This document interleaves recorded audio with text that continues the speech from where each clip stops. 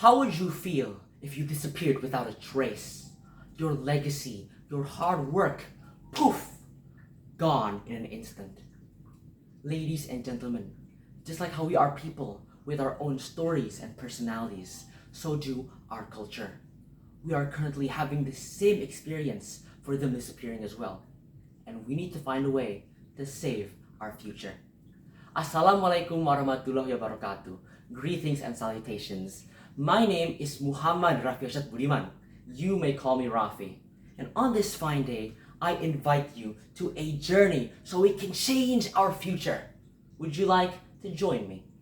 Okay, perhaps you need some time to think that over. I would like for everyone here to close their eyes. Imagine you just woke up in your room. You open your eyes and the first thing you see is your phone. You take it and you scroll social media per usual. Maybe take a selfie, post it, and see what's going on. Until suddenly, your phone dies. No Wi-Fi, no battery, and there's nothing you can do. How did you feel when this all happened? I'm sure you felt lost, right? A sense of disconnection. Just like that feeling, our cultures is happening in the reality today. We are losing said cultures to reality. That brings us to the heart of our problem. Linguistic disconnection. This picture shows perfectly on how the youth think about our languages today.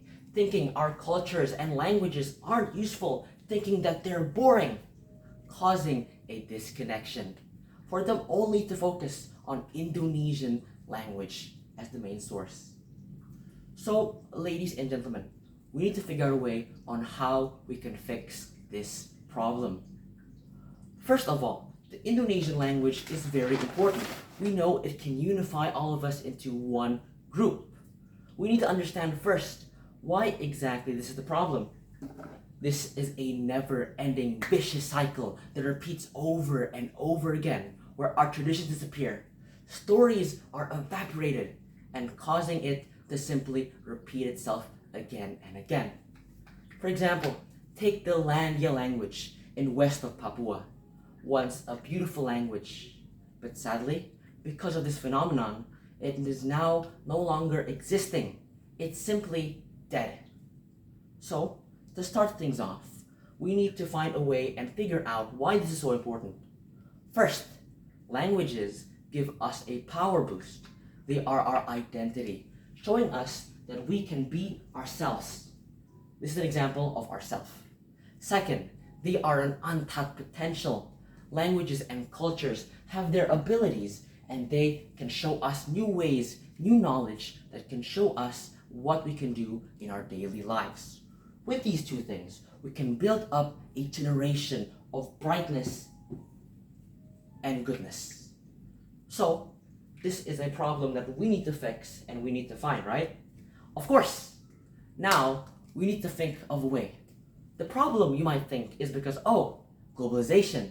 But I'd like to focus on a specific thing, which is education. We need to increase its quality and quantity. As Bapak Insinyur Soekarno once said, bring me the youth generation, and I can make mountains move and change our country. The youth are our engine of our very beloved nation. With it, we can empower our nation and make a change. So, the youth embody CAT. Change, adapt, and tech savvy. This is important as we need to garner that potential. We need to garner this potential of the languages in order to save our culture.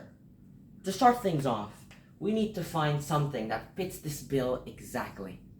I present to you the UNESCO program, ELP, otherwise known as the Endangered Language Program. It is a program where they hope to research, to find ways, and to understand about languages. That way, they don't extinct themselves. So, we need to find the youth and use this program. For example, we can look at Laos. They have done a program we call the Lahu Speaking Program. With it, in this country, they were able to teach its people, spread the word, advocate, and even train those in need. That way, the Lahu language isn't lost completely to time. They have been successful in revitalizing this language, increasing the usage of it, the media, and even they've made books about it, revitalizing and making the language come back to life once again. So, this ELP program, UNESCO program, it has successfully done great. So, ladies and gentlemen, doesn't this all sound familiar? That's right, U plus TH, or the youth. With this, we can use the ELP, youth, and language to make a change.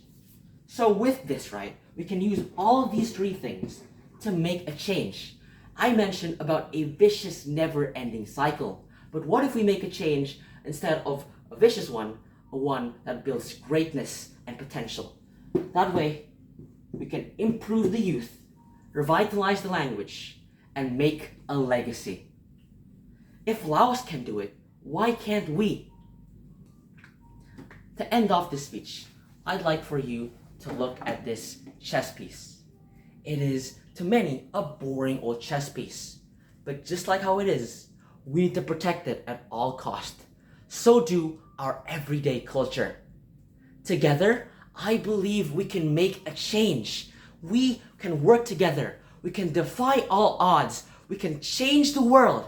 And I believe we can make a legacy. Ladies and gentlemen, people of the world, we are the catalyst of change. Let us be the world and change it for the better. Because trust me, if I can, you can, we all can. Thank you.